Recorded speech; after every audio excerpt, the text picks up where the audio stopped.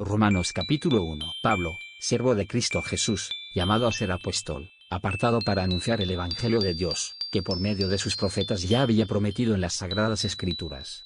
Este mensaje habla de su Hijo, quien según la naturaleza humana era descendiente de David, pero según el Espíritu de Santidad, fue designado con poder Hijo de Dios por la resurrección. Él es Jesucristo nuestro Señor. Por medio de Él y en honor a su nombre, recibimos la gracia y el llamado a ser apóstol para persuadir a todas las naciones que obedezcan a la fe. Entre ellas están incluidos también ustedes, a quienes Jesucristo ha llamado. Les escribo a todos los amados de Dios que están en Roma, que han sido llamados a ser su pueblo santo. Que Dios nuestro Padre y el Señor Jesucristo les concedan gracia y paz. Pablo anhela visitar Roma. En primer lugar, doy gracias a mi Dios por medio de Jesucristo por todos ustedes, pues en el mundo entero se habla bien de su fe. Dios, a quien sirvo de corazón predicando el Evangelio de su Hijo, me es testigo de que los recuerdo a ustedes sin cesar. Siempre pido en mis oraciones que, si es la voluntad de Dios, por fin se me abra el camino para ir a visitarlos. Tengo muchos deseos de verlos para impartirles algún don espiritual que los fortalezca, mejor dicho, para que unos a otros nos animemos con la fe que compartimos. Quiero que sepan, hermanos, que aunque hasta ahora no he podido visitarlos, muchas veces me he propuesto hacerlo, para recoger algún fruto entre ustedes, tal como lo he recogido entre las otras naciones. Estoy en deuda con todos, sean griegos o no griegos, sabios o ignorantes. De ahí mi gran anhelo de predicarles acerca de las buenas noticias también a ustedes que están en Roma. A la verdad, no me avergüenzo del Evangelio, pues es poder de Dios para la salvación de todos los que creen, de los judíos primeramente, pero también de los que no son judíos.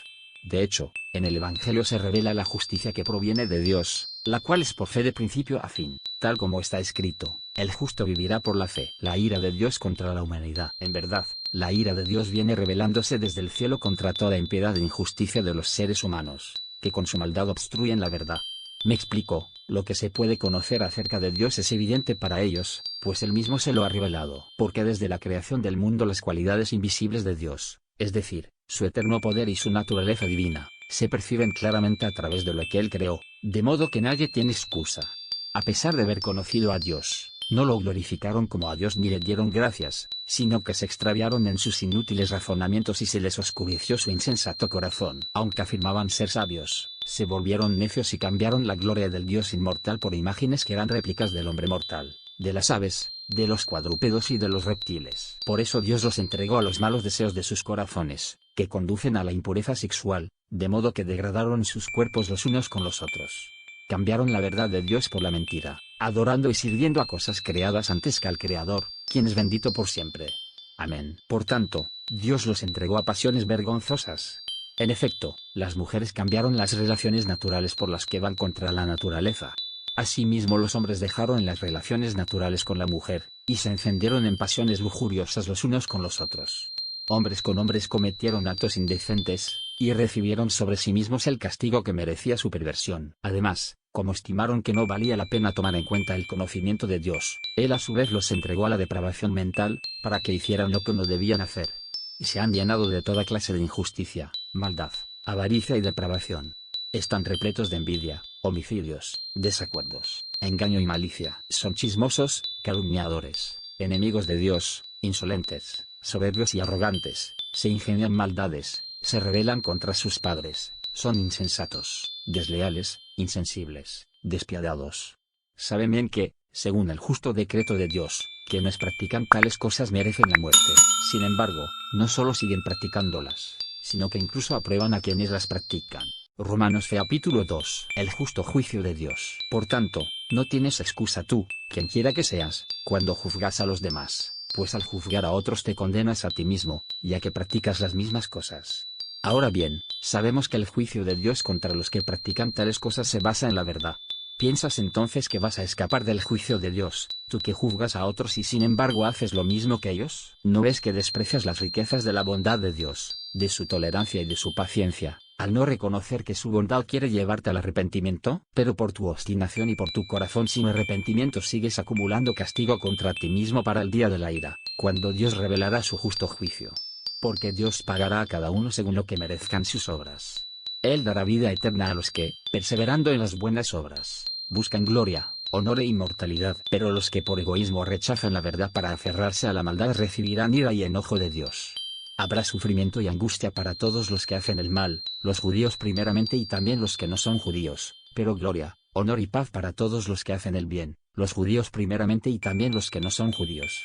Porque con Dios no hay favoritismos. Todos los que han pecado sin conocer la ley también perecerán sin la ley, y todos los que han pecado conociendo la ley por la ley serán juzgados. Porque Dios no considera justos a los que oyen la ley, sino a los que la cumplen. De hecho, cuando los no judíos, que no tienen la ley, cumplen por naturaleza lo que la ley exige, ellos son ley para sí mismos, aunque no tengan la ley. Estos muestran que llevan escrito en el corazón lo que la ley exige, como lo atestigua su conciencia, pues sus propios pensamientos algunas veces los acusan y otras veces los excusan. Así sucederá el día en que, por medio de Jesucristo, Dios juzgará los secretos de toda persona, como lo declara mi Evangelio, los judíos y la ley. Ahora bien, tú que llevas el nombre de judío, que dependes de la ley y te jactas de tu relación con Dios, que conoces su voluntad y sabes discernir lo que es mejor porque eres instruido por la ley, que estás convencido de ser guía de los ciegos, y luz de los que están en la oscuridad, instructor de los ignorantes, maestro de los sencillos. Pues tienes en la ley la esencia misma del conocimiento y de la verdad. En fin, tú que enseñas a otros, ¿no te enseñas a ti mismo? Tú que predicas contra el robo, ¿robas? Tú que dices que no se debe cometer adulterio, ¿adulteras? Tú que aborreces a los ídolos, ¿robas de sus templos? Tú que te jactas de la ley, ¿deshonras a Dios quebrantando la ley? Así está escrito, por causa de ustedes se blasfema el nombre de Dios entre los no judíos. La circuncisión tiene valor si observas la ley, pero si la quebrantas, vienes a ser como un incircunciso. Por lo tanto, si los no judíos cumplen los requisitos de la ley, ¿no se les considerará como si estuvieran circuncidados? El que no está físicamente circuncidado, pero obedece la ley, te condenará a ti que, a pesar de tener el mandamiento escrito y la circuncisión, quebrantas la ley. Lo exterior no hace a nadie judío ni consiste la circuncisión en una señal en el cuerpo. El verdadero judío lo es interiormente, y la circuncisión es la del corazón, la que realiza el espíritu, no el mandamiento escrito. Al que es judío así, lo alaba Dios y no la gente. Romanos capítulo 3. Fidelidad de Dios. Entonces, ¿qué se gana con ser judío o qué valor tiene la circuncisión? Mucho, desde cualquier punto de vista. En primer lugar, a los judíos se les confiaron las palabras mismas de Dios. Pero entonces, si algunos no creyeron, ¿acaso su incredulidad anula la fidelidad de Dios? De ninguna manera. Dios es siempre veraz, aunque el hombre sea mentiroso. Así está escrito. Por eso, eres justo en tu sentencia, y triunfarás cuando te juzguen. Pero si nuestra injusticia pone de relieve la justicia de Dios, ¿qué diremos? ¿Que Dios es injusto al descargar sobre nosotros su ira? Hablo en términos humanos. De ninguna manera. Si así fuera, ¿cómo podría Dios juzgar al mundo? Alguien podría objetar, si mi mentira destaca la verdad de Dios y así aumenta su gloria, ¿por qué todavía se me juzga como pecador? ¿Por qué no decir, hagamos lo malo para que venga lo bueno? Así nos calumnian algunos, asegurando que eso es lo que enseñamos. Pero bien merecida se tiene la condenación. No hay un solo justo. ¿A qué conclusión llegamos? ¿Acaso los judíos somos mejores? De ninguna manera. Ya hemos demostrado que tanto los judíos como los que no son judíos están bajo el pecado. Así está escrito, no hay un solo justo, ni siquiera uno. No hay nadie que entienda, nadie que busque a Dios. Todos se han descarriado, juntos se han corrompido. No hay nadie que haga lo bueno. No hay uno solo. Su garganta es un sepulcro abierto. De su lengua salen engaños. Veneno de víbora hay en sus labios. Y en esta su boca de maldiciones y de amargura. Veloces son sus pies para ir a derramar sangre. Dejan ruina y miseria en sus caminos. Y no conocen la senda de la paz. No hay temor de Dios delante de sus ojos. Ahora bien, sabemos que todo lo que dice la ley, lo dice a quienes están sujetos a ella, para que todo el mundo se calle la boca y quede convicto delante de Dios.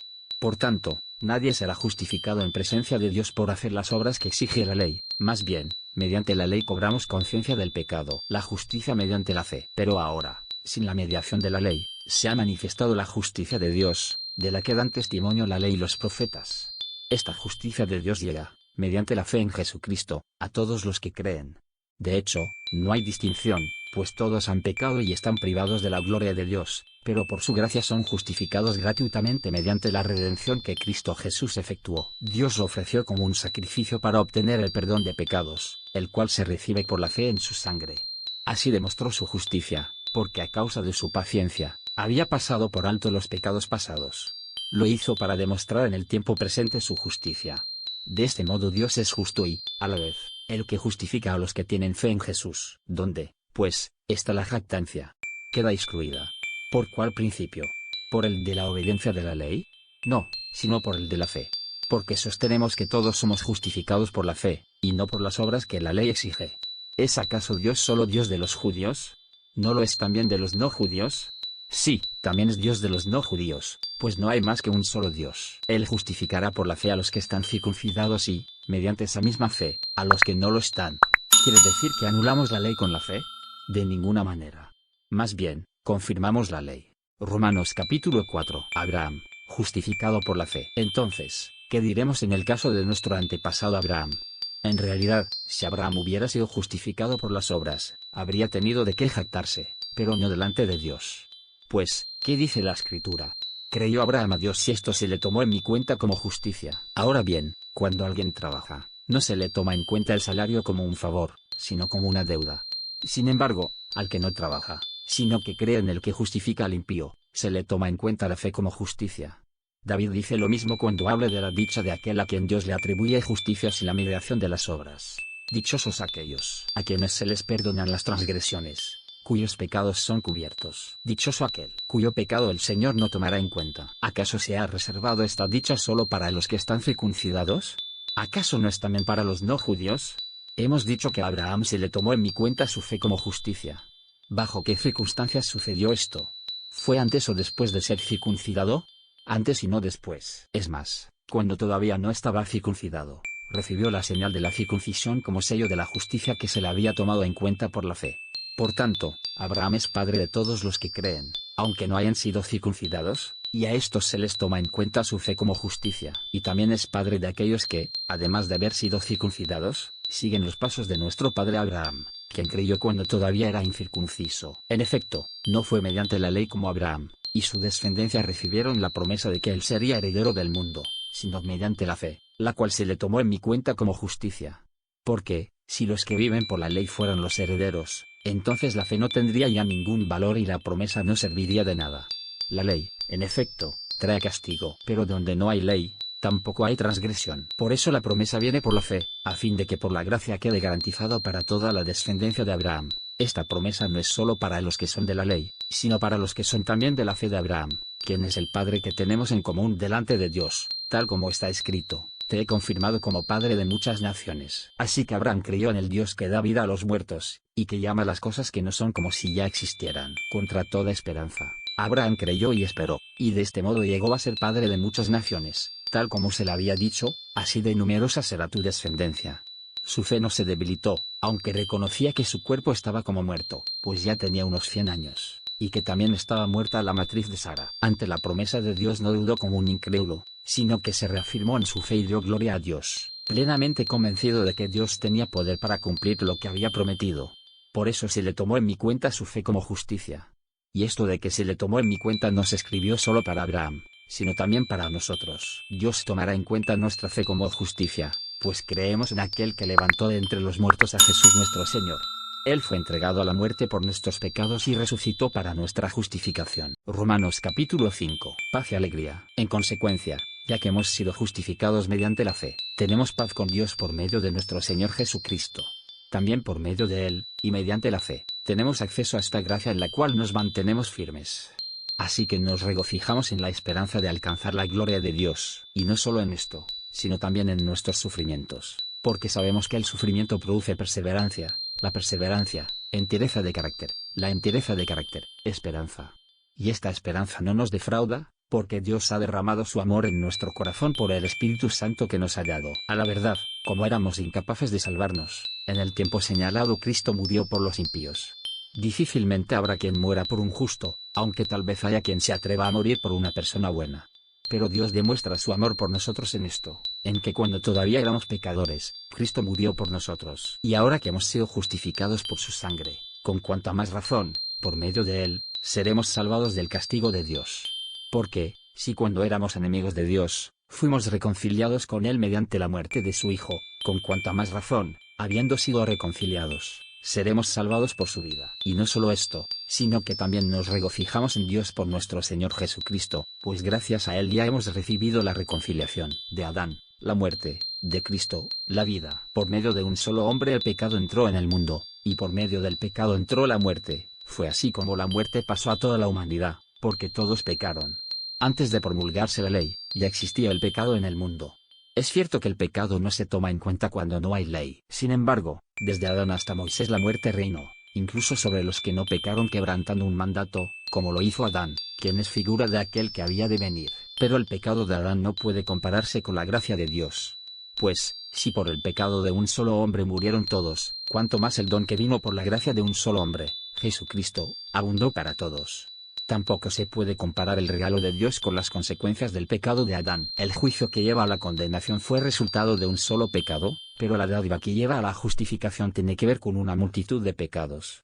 Pues, si por el pecado de un solo hombre reinó la muerte, con mayor razón los que reciben en abundancia la gracia y el don de la justicia reinarán en vida por medio de uno solo, Jesucristo. Por tanto, así como un solo pecado causó la condenación de todos, también un solo acto de justicia produjo la justificación que da vida a todos. Porque así como por la desobediencia de uno solo muchos fueron hechos pecadores, también por la obediencia de uno solo muchos serán hechos justos. En cuanto a la ley, esta intervino para que aumentara el pecado. Pero donde abundó el pecado, sobreabundó la gracia, y así como reinó el pecado en la muerte, reine también la gracia que nos trae justificación y vida eterna por medio de Jesucristo nuestro Señor. Romanos capítulo 6. Muertos al pecado, vivos en Cristo. ¿Qué concluiremos? ¿Vamos a persistir en el pecado para que la gracia abunde? De ninguna manera. Nosotros, que hemos muerto al pecado, ¿cómo podemos seguir viviendo en él? ¿Acaso no saben ustedes que todos los que fuimos bautizados para unirnos con Cristo Jesús en realidad fuimos bautizados para participar en su muerte? Por tanto, mediante el bautismo fuimos sepultados con Él en su muerte. De modo que, así como Cristo resucitó por el glorioso poder del Padre, también nosotros andemos en una vida nueva. En efecto, si hemos estado unidos con Él en una muerte como la suya, sin duda también estaremos unidos con Él en su resurrección. Sabemos que nuestra vieja naturaleza fue crucificada con Él para que nuestro cuerpo pecaminoso perdiera su poder, de modo que ya no siguiéramos siendo esclavos del pecado, porque el que muere queda liberado del pecado. Ahora bien, si hemos muerto con Cristo, confiamos en que también viviremos con Él. Pues sabemos que Cristo, por haber sido levantado de entre los muertos, ya no puede volver a morir, la muerte ya no tiene dominio sobre Él. En cuanto a su muerte, murió al pecado una vez y para siempre. En cuanto a su vida, vive para Dios. De la misma manera, también ustedes considérense muertos al pecado, pero vivos para Dios en Cristo Jesús. Por lo tanto, no permitan ustedes que el pecado reine en su cuerpo mortal ni obedezcan a sus malos deseos. No ofrezcan los miembros de su cuerpo al pecado como instrumentos de injusticia. Al contrario, ofrézcanse más bien a Dios como quienes han vuelto de la muerte a la vida, presentando los miembros de su cuerpo como instrumentos de justicia. Así el pecado no tendrá dominio sobre ustedes, porque ya no están bajo la ley, sino bajo la gracia, esclavos de la justicia. Entonces, ¿qué? ¿Vamos a pecar porque no estamos ya bajo la ley, sino bajo la gracia? De ninguna manera. ¿Acaso no saben ustedes que cuando se entregan a alguien para obedecerlo, son esclavos de aquel a quien obedecen? Claro que lo son, ya sea del pecado que lleva a la muerte o de la obediencia que lleva a la justicia. Pero gracias a Dios que, aunque antes eran esclavos del pecado, ya se han sometido de corazón a la enseñanza que les fue transmitida. En efecto, habiendo sido liberados del pecado, ahora son ustedes esclavos de la justicia. Hablo en términos humanos, por las limitaciones de su naturaleza humana. Antes ofrecían ustedes los miembros de su cuerpo para servir a la impureza, que lleva más y más a la maldad. Ofrézcanlos ahora para servir a la justicia que lleva a la santidad. Cuando ustedes eran esclavos del pecado, estaban libres del dominio de la justicia. ¿Qué fruto cosechaban entonces? Cosas que ahora los avergüenzan y que conducen a la muerte. Pero ahora que han sido liberados del pecado, y se han puesto al servicio de Dios, cosechan la santidad que conduce a la vida eterna. Porque la paga del pecado es muerte, mientras que el regalo de Dios es vida eterna en Cristo Jesús, nuestro Señor. Romanos capítulo 7. Analogía tomada del matrimonio. Hermanos, hablo como a quienes conocen la ley. ¿Acaso no saben que uno está sujeto a la ley solamente en vida? Por ejemplo, la casada está ligada por ley a su esposo solo mientras éste vive, pero si su esposo muere, ella queda libre de la ley que la unía a su esposo. Por eso, si se casa con otro hombre mientras su esposo vive, se la considera adúltera. Pero si muere su esposo, ella queda libre de esa ley y no es adúltera, aunque se case con otro hombre. Asimismo, hermanos míos, ustedes murieron a la ley mediante el cuerpo crucificado de Cristo, a fin de pertenecer al que fue levantado de entre los muertos. De este modo daremos fruto para Dios. Porque, cuando nuestra carne aún nos dominaba, las pasiones pecaminosas que la ley nos despertaba actuaban en los miembros de nuestro cuerpo y dábamos fruto para muerte. Pero ahora, al morir a lo que nos tenía atados, hemos quedado libres de la ley, a fin de servir a Dios con el nuevo poder que nos da el Espíritu, y no por medio del antiguo mandamiento escrito. Conflicto con el pecado. ¿Qué concluiremos? ¿Que la ley es pecado? De ninguna manera. Sin embargo, si no fuera por la ley, no me habría dado cuenta de lo que es el pecado. Por ejemplo, nunca habría sabido yo lo que es codiciar si la ley no hubiera dicho, no codicies. Pero el pecado, aprovechando la oportunidad que le proporcionó el mandamiento, despertó en mí toda clase de codicia. Porque aparte de la ley el pecado está muerto. En otro tiempo yo tenía vida aparte de la ley, pero cuando vino el mandamiento, cobró vida el pecado y yo morí. Se me hizo evidente que el mismo mandamiento que debía haberme dado vida me llevó a la muerte, porque el pecado se aprovechó del mandamiento, me engañó y por medio de él me mató. Concluimos, pues, que la ley es santa y que el mandamiento es santo, justo y bueno. Pero entonces, ¿lo que es bueno se convirtió en muerte y para mí? De ninguna manera. Más bien fue el pecado lo que, valiéndose de lo bueno, me produjo la muerte. Ocurrió así para que el pecado se manifestara claramente, o sea, para que mediante el mandamiento se demostrara lo extremadamente malo que es el pecado. Sabemos, en efecto, que la ley es espiritual. Pero yo soy meramente humano y estoy vendido como esclavo al pecado. No entiendo lo que me pasa, pues no hago lo que quiero, sino lo que aborrezco. Ahora bien, si hago lo que no quiero, estoy de acuerdo en que la ley es buena, pero en ese caso, ya no soy yo quien lo lleva a cabo, sino el pecado que habita en mí. Yo sé que en mí, es decir, en mi carne, nada bueno habita. Aunque deseo hacer lo bueno, no soy capaz de hacerlo. De hecho, no hago el bien que quiero, sino el mal que no quiero. Y si hago lo que no quiero, ya no soy yo quien lo hace, sino el pecado que habita en mí. Así que descubro esta ley, que cuando quiero hacer el bien, me acompaña el mal. Porque en lo íntimo de mi ser me deleito en la ley de Dios, pero me doy cuenta de que en los miembros de mi cuerpo hay otra ley, que es la ley del pecado. Esta ley lucha contra lo que considero bueno, y me tiene cautivo. Soy un pobre miserable. ¿Quién me librará de este cuerpo sujeto a la muerte? Gracias a Dios por medio de Jesucristo nuestro Señor. En conclusión, con la mente yo mismo me someto a la ley de Dios, pero mi carne está sujeta a la ley del pecado. Romanos capítulo 8. Vida mediante el Espíritu. Por lo tanto, ya no hay ninguna condenación para los que están en Cristo Jesús, pues por medio de él la ley del Espíritu de vida te ha liberado de la ley del pecado y de la muerte. En efecto, la ley no pudo liberarnos porque la carne anuló su poder. Por eso Dios envió a su propio Hijo en una condición semejante a la de los pecadores, para que se ofreciera en sacrificio por el pecado. Así condenó Dios al pecado en la carne, a fin de que la justa demanda de la ley se cumpliera en nosotros, que no vivimos según la carne, sino según el Espíritu. Los que viven conforme a la carne fijan la mente en los deseos de la carne, en cambio, los que viven conforme al Espíritu fijan la mente en los deseos del Espíritu. La mente gobernada por la carne es muerte, mientras que la mente que proviene del Espíritu es vida y paz. La mente gobernada por la carne es enemiga de Dios, pues no se somete a la ley de Dios ni es capaz de hacerlo. Los que viven según la carne no pueden agradar a Dios. Sin embargo, ustedes no viven según la carne, sino según el Espíritu, si es que el Espíritu de Dios vive en ustedes. Y si alguno no tiene el Espíritu de Cristo, no es de Cristo.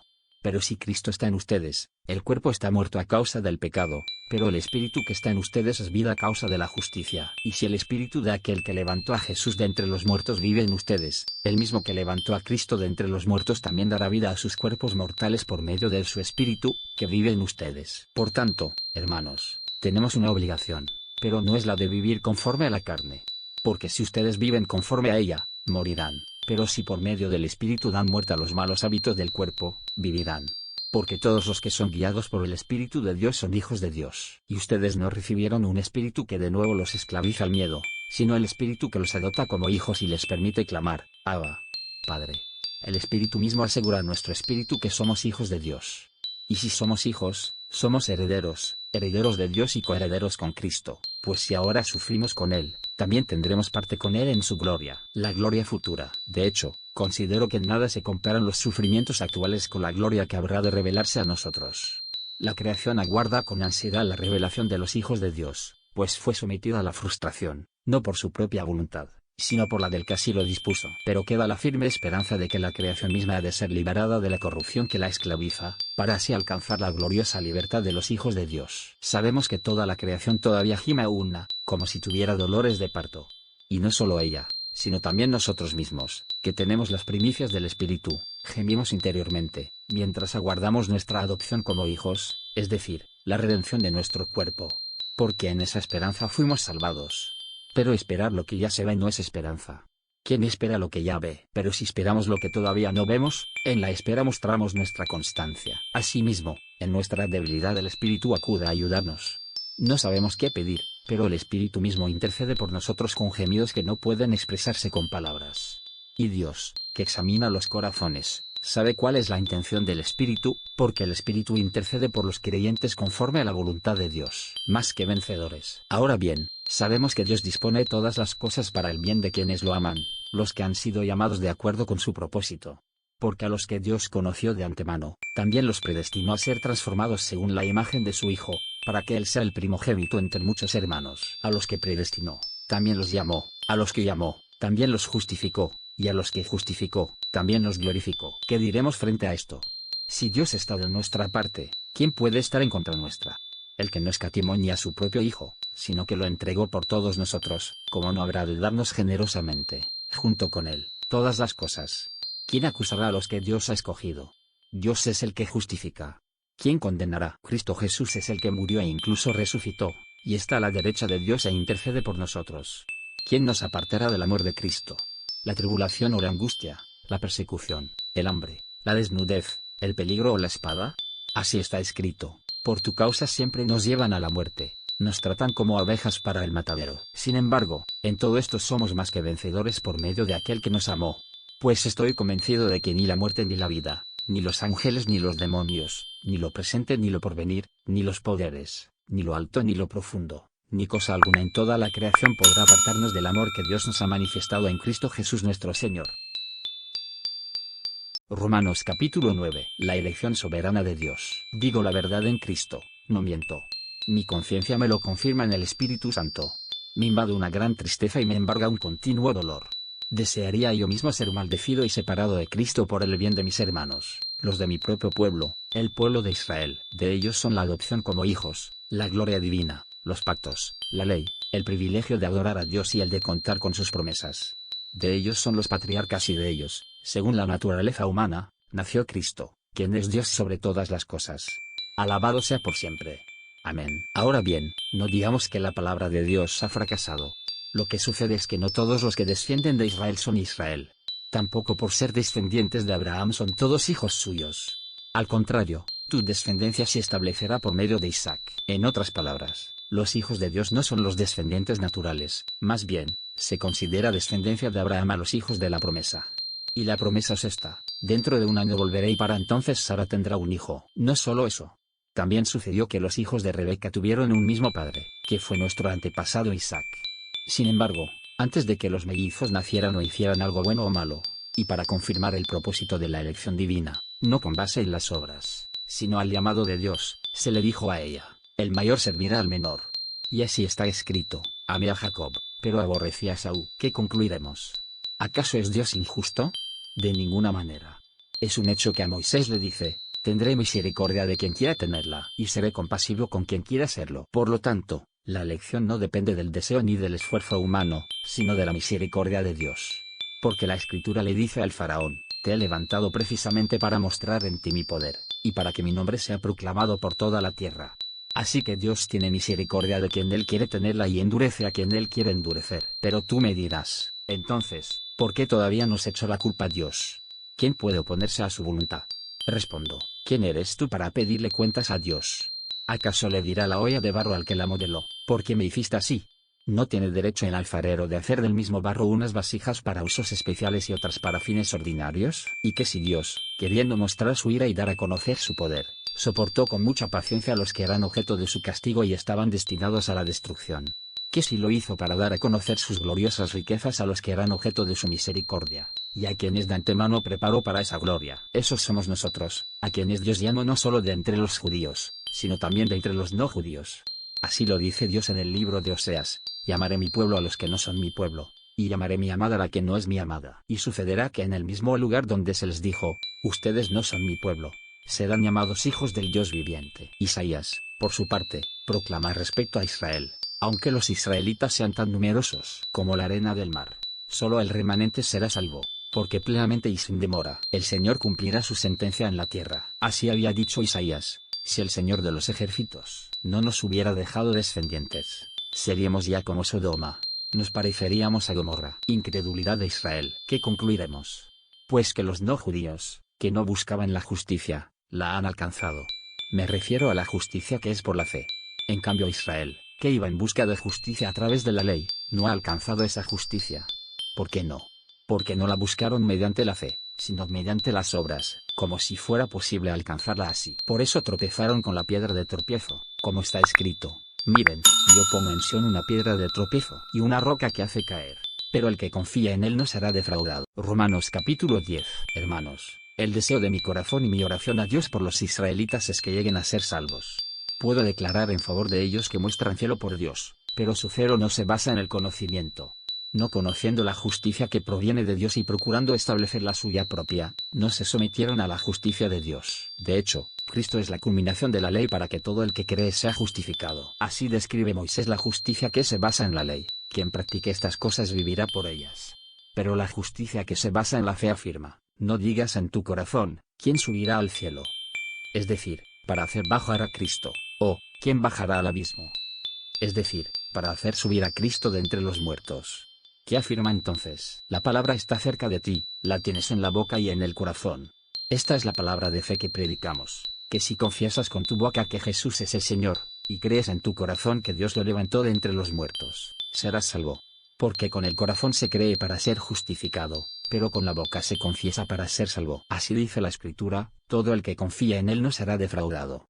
No hay diferencia entre judíos y los que no son judíos, pues el mismo Señor es Señor de todos y bendice abundantemente a cuantos lo invocan, porque todo el que invoque el nombre del Señor será salvo. Ahora bien, ¿cómo invocarán a aquel en quien no han creído? ¿Y cómo creerán en aquel de quien no han oído? ¿Y cómo oirán si no hay quien predique? ¿Y cómo predicarán sin ser enviados? Así está escrito: qué hermosos son los pies de los que anuncian las buenas noticias. Sin embargo, no todos los israelitas aceptaron las buenas noticias. Isaías dice: Señor, ¿quién ha creído a nuestro mensaje? Así que la fe viene como resultado de oír el mensaje, y el mensaje que se oye es la palabra de Cristo. Pero pregunto, ¿acaso no oyeron? Claro que sí. Por toda la tierra se difundió su voz. Sus palabras llegan hasta los confines del mundo. Pero insisto, ¿acaso no entendió Israel? En primer lugar, Moisés dice: yo haré que ustedes sientan envidia de los que no son nación. Voy a irritarlos con una nación insensata. Luego Isaías se atreve a decir: dejé que me hallaran los que no me buscaban. Me di a conocer a los que no preguntaban por mí. En cambio, respecto de Israel, dice: todo el día extendí mis manos hacia un pueblo desobediente y rebelde. Romanos capítulo 11. El remanente de Israel. Por lo tanto, pregunto, ¿acaso rechazó Dios a su pueblo? De ninguna manera. Yo mismo soy israelita, descendiente de Abraham, de la tribu de Benjamín. Dios no rechazó a su pueblo, al que de antemano conoció. ¿No saben lo que relata la Escritura en cuanto a Elías? Acusó a Israel delante de Dios: Señor, han matado a tus profetas y han derribado tus altares. Yo soy el único que ha quedado con vida, y ahora quieren matarme a mí también. ¿Y qué le contestó la voz divina? He apartado para mí 7000 hombres que no se han arrodillado ante Baal. Así también hay en la actualidad un remanente escogido por gracia. Y si es por gracia, ya no es por obras, porque en tal caso la gracia ya no sería gracia. ¿Qué concluiremos? Pues que Israel no consiguió lo que tanto deseaba, pero sí lo consiguieron los elegidos.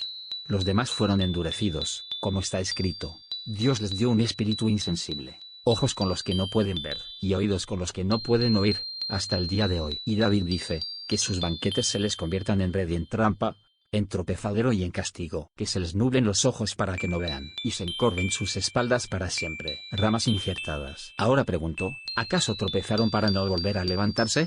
De ninguna manera. Más bien, gracias a su desobediencia ha venido la salvación a los no judíos, para que Israel sienta celos. Pero si su desobediencia ha enriquecido al mundo, es decir, si su fracaso ha enriquecido a los no judíos, ¿cuánto mayor será la riqueza que su plena restauración producirá? Me dirijo ahora a ustedes, los no judíos. Como apóstol que soy de ustedes, le hago honor a mi ministerio, pues quisiera ver si de algún modo despierto los celos de mi propio pueblo, para así salvar a algunos de ellos. Pues, si el haberlos rechazado dio como resultado la reconciliación entre Dios y el mundo, ¿no será su restitución como volver de la muerte a la vida? Si se consagra la parte de la masa que se ofrece como primicias, también se consagra toda la masa. Si la raíz es santa, también lo son las ramas. Ahora bien, es verdad que algunas de las ramas han sido desgajadas y que tú, siendo de olivo silvestre, has sido injertado entre las otras ramas. Ahora participas de la savia nutritiva de la raíz del olivo. Sin embargo, no te vayas a creer mejor que las ramas originales. Y si te jactas de ello, ten en cuenta que no eres tú quien nutre a la raíz, sino que es la raíz la que te nutre a ti. Tal vez dirás, desgajaron unas ramas para que yo fuera injertado. De acuerdo. Pero ellas fueron desgajadas por su falta de fe, y tú por la fe te mantienes firme. Así que no seas arrogante, sino temeroso, porque, si Dios no tuvo miramientos con las ramas originales, tampoco los tendrá contigo. Por tanto, considera la bondad y la severidad de Dios, severidad hacia los que cayeron y bondad hacia ti. Pero si no te mantienes en su bondad, tú también serás desgajado. Y si ellos dejan de ser incrédulos, serán injertados, porque Dios tiene poder para injertarlos de nuevo. Después de todo, si tú fuiste cortado de un olivo silvestre, al que por naturaleza pertenecías, y contra tu condición natural fuiste injertado en un olivo cultivado, con cuanta mayor facilidad las ramas naturales de ese olivo serán injertadas de nuevo en él. Todo Israel será salvo. Hermanos, quiero que entiendan este misterio para que no se vuelvan presuntuosos.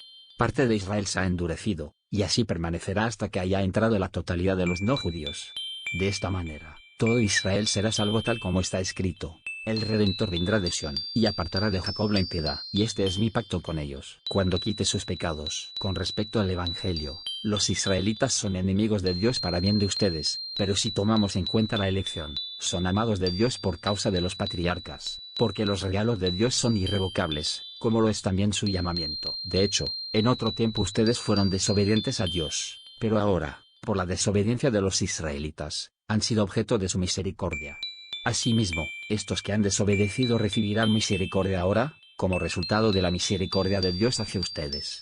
En fin, Dios ha sujetado a todos a la desobediencia, con el fin de tener misericordia de todos. Doxología. Qué profundo es el conocimiento, la riqueza y la sabiduría de Dios. Qué indescifrables sus juicios, e impenetrables sus caminos. ¿Quién ha conocido la mente del Señor? ¿O quién ha sido su consejero? ¿Quién primero dio algo a Dios, para que luego Dios le pague? Porque todas las cosas proceden de Él, y existen por Él y para Él. A Él sea la gloria por siempre. Amén. Romanos capítulo 12. Sacrificios vivos. Por lo tanto, hermanos, tomando en cuenta la misericordia de Dios, ruego que cada uno de ustedes, en adoración espiritual, ofrezca su cuerpo como sacrificio vivo, santo y agradable a Dios. No se amolden al mundo actual, sino sean transformados mediante la renovación de su mente.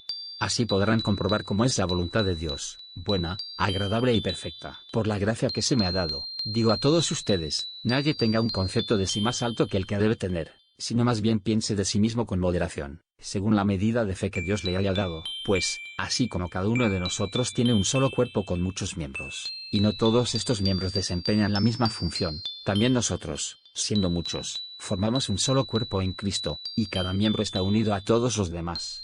Tenemos dones diferentes, según la gracia que se nos ha dado. Si el don de alguien es el de profecía, que lo use en proporción con su fe. Si es el de prestar un servicio, que lo preste. Si es el de enseñar, que enseñe. Si es el de animar a otros, que los anime. Si es el de socorrer a los necesitados, que dé con generosidad. Si es el de dirigir, que dirija con esmero. Si es el de mostrar compasión, que lo haga con alegría. El amor debe ser sincero. Aborrezcan el mal, aférrense al bien. Ámense los unos a los otros con amor fraternal, respetándose y honrándose mutuamente. Nunca dejen de ser diligentes, antes bien, sirvan al Señor con el fervor que da el Espíritu. Alégrense en la esperanza, muestren paciencia en el sufrimiento, perseveren en la oración. Ayuden a los hermanos necesitados. Practiquen la hospitalidad. Bendigan a quienes los persigan, bendigan y no maldigan. Alégrense con los que están alegres, y oren con los que lloran. Vivan en armonía los unos con los otros. No sean arrogantes, sino háganse solidarios con los humildes. No se crean los únicos que saben. No paguen a nadie mal por mal. Procuren hacer lo bueno delante de todos.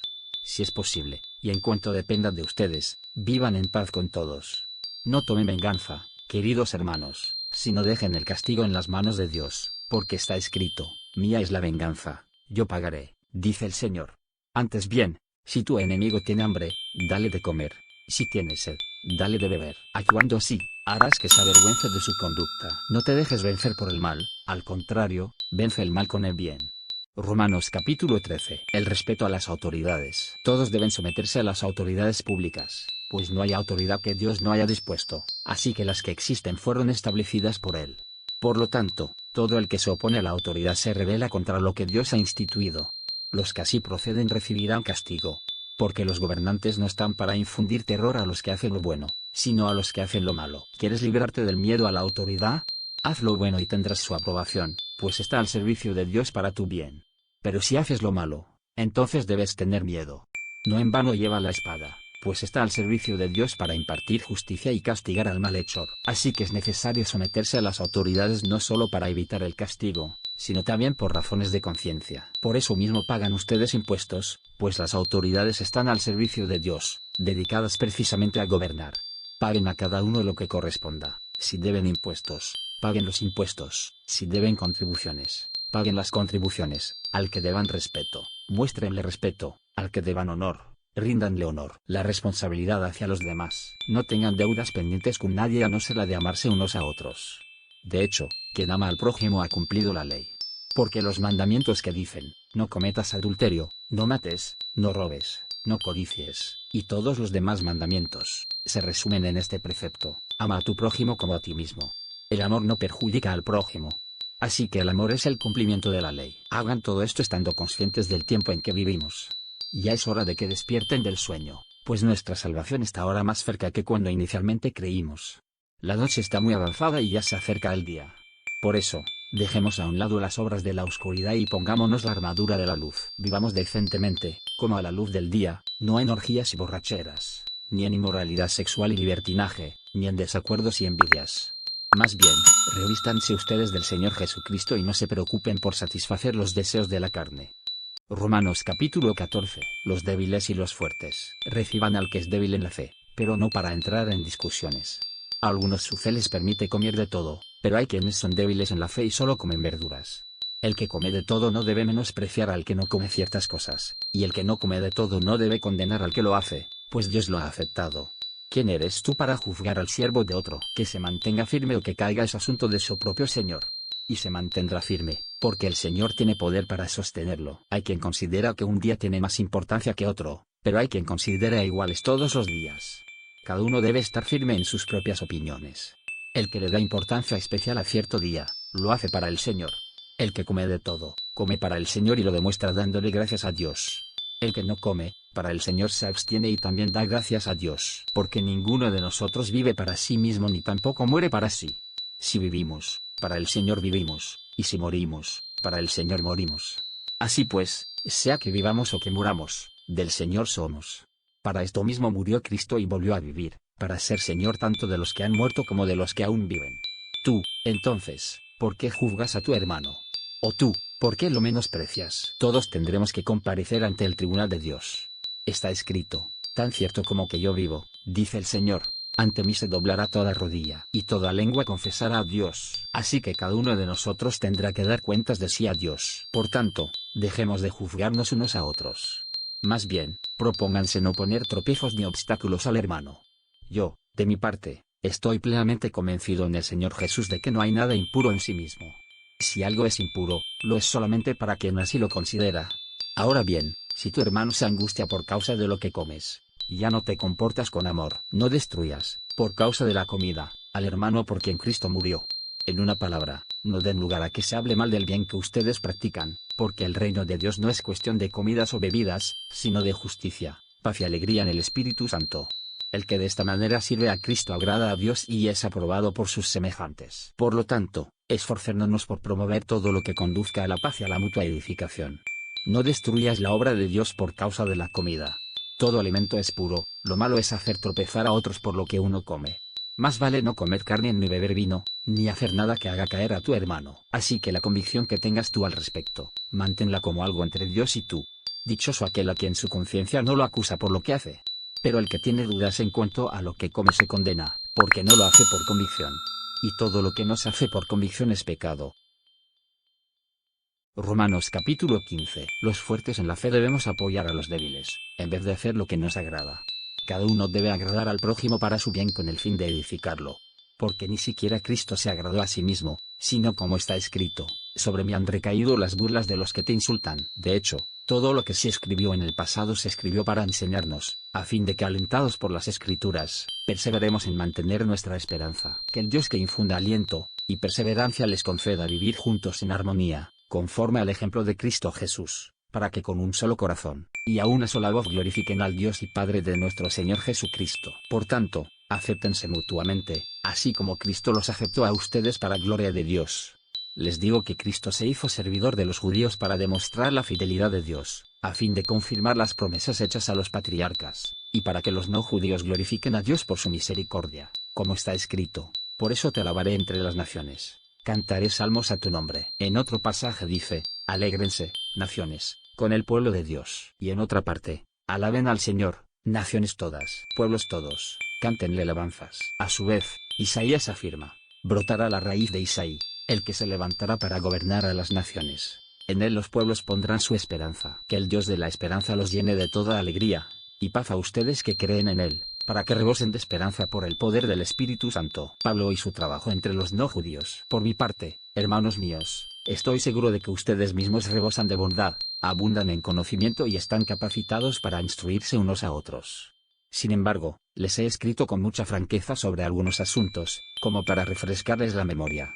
Me he atrevido a hacerlo por causa de la gracia que Dios me dio para ser ministro de Cristo Jesús a los no judíos. Yo tengo el deber sacerdotal de proclamar el Evangelio de Dios, a fin de que los no judíos lleguen a ser una ofrenda aceptable a Dios, santificada por el Espíritu Santo. Por tanto, mi servicio a Dios es para mí motivo de orgullo en Cristo Jesús. No me atreveré a hablar de nada sino de lo que Cristo ha hecho por medio de mí para que los no judíos lleguen a obedecer a Dios.